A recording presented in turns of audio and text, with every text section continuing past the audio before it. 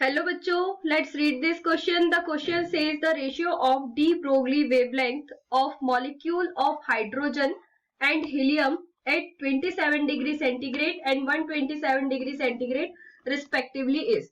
इस क्वेश्चन में बोला गया है कि D Broglie wavelength molecule hydrogen और हीलियम की 27 डिग्री सेंटीग्रेड टेम्परेचर और 127 डिग्री सेंटीग्रेड टेम्परेचर पे उसका रेशियो क्या होगा, ये हमें बताना है। तो इस क्वेश्चन में हमें रेशियो बताना है डी ब्रोगली वेवलेंथ का। तो यहाँ पे हमारा की कंसेप्ट क्या हो जाएगा, डी ब्रोगली इक्वेशन। ठीक है, तो हम डी ब्रोगली इक्वेशन को यूज करके वेवलेंथ का रेशियो बताएंगे। तो यहाँ हम की कंसेप्ट में लिखेंगे, here the key concept of this question is de Broglie equation. De Broglie equation, ठीक है। तो यहाँ पे हमारी जो इक्वेशन है क्या यूज होगी, अगर हम डी ब्रोगली इक्वेशन की बात करें तो de Broglie wavelength is equal to H upon mv RMS। ठीक है, RMS represent the root mean square velocity. तो हम यहां लिख सकते हैं root mean square velocity of a gas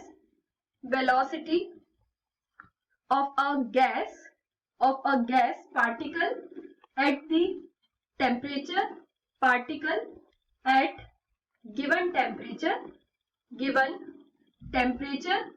क्या होगी, हाफ mv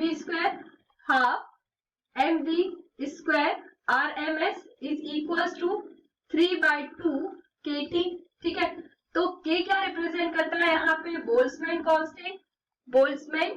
कांस्टेंट।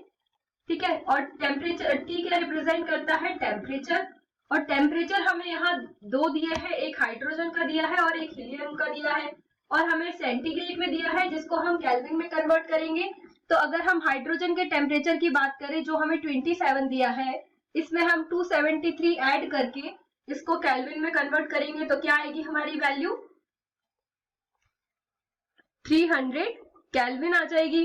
ठीक है, अब हम टेम्परेचर ऑफ हीलियम की बात करें तो हीलियम का टेम्परेचर कितना दिया है, 127 दिया है प्लस 273, तो इसको हम ऐड करेंगे तो ये हमारा कितना आ जाएगा, 400 केल्विन टेम्परेचर आ जाएगा। ठीक है, तो अब हमारी जो इक्वेशन आई थी half mv square is equal to 3/2 kT, तो यहाँ पे v square is equal to क्या हो जाएगा हमारा 3 kT अपॉन m। ठीक है, और v के ऊपर से अगर हम स्क्वायर हटाएंगे तो यहाँ पे क्या आ जाएगा, under root 3 kT upon m। ठीक है, तो अब हमें यहाँ पे क्या करना होगा, m को हम दोनों साइड मल्टीप्लाई करेंगे।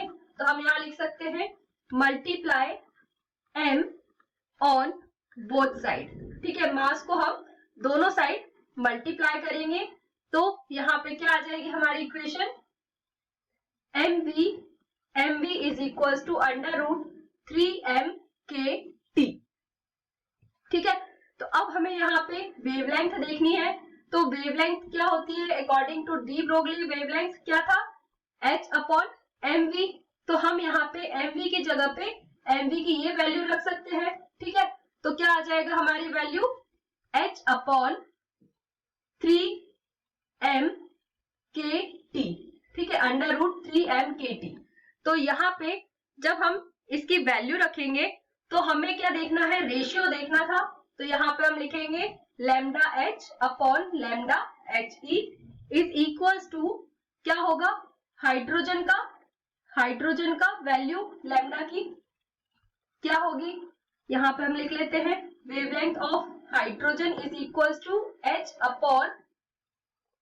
Upon under root 3m kT। ठीक है, टेम्परेचर के हमारा कांस्टेंट है, टेम्परेचर और मास किसका है, हाइड्रोजन का है।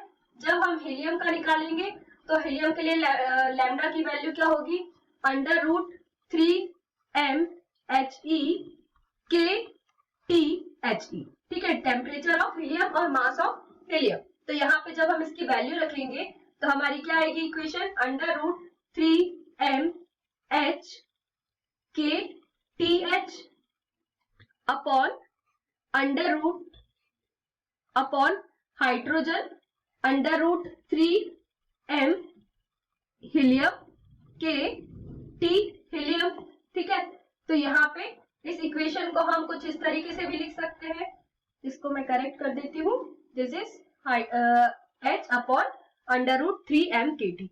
ठीक है, तो अब इस इक्वेशन को हम इस तरीके से भी लिख सकते हैं, h upon under root 3m h k T H multiply under root 3m helium k T helium.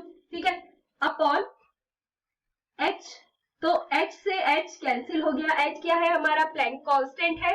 यहाँ पे हम लिखेंगे h is equals to Planck constant, Planck constant.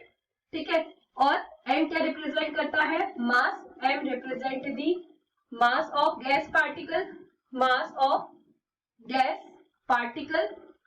t represent the temperature.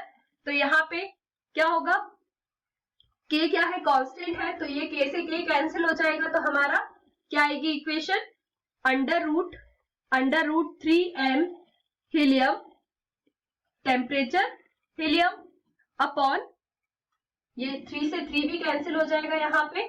ठीक है, तो ये हम यहाँ पे करेक्ट कर लेते हैं दिस वन। ठीक है, अंडर रूट, और ये क्या आ जाएगा हमारा, under root m h temperature h। ठीक है, तो इसको हम जब वैल्यू रखेंगे मास की और टेम्परेचर की, तो हमारी इक्वेशन क्या होगी, अगर हम मास देखें तो हीलियम का मास कितना होगा, हीलियम का मास होगा 4 एटॉमिक मास यूनिट। टेम्परेचर कितना था हीलियम का, टेम्परेचर हमने देखा तो हमारा कितना आया था 400 upon 2 atomic mass unit into 300 kelvin temperature, और ये हमारा अंडर रूट में आया। तो जब हम इसे कैलकुलेट करेंगे तो क्या आ जाएगा, under root 8/3 is equals to क्या हो जाएगा, 1.633 हो जाएगा। ठीक है, तो इसमें हम करेक्ट ऑप्शन देखेंगे तो क्या आएगा हमारा correct option, option number A is correct. So here answer is option number A is correct. Hope you understood it well. Best of luck.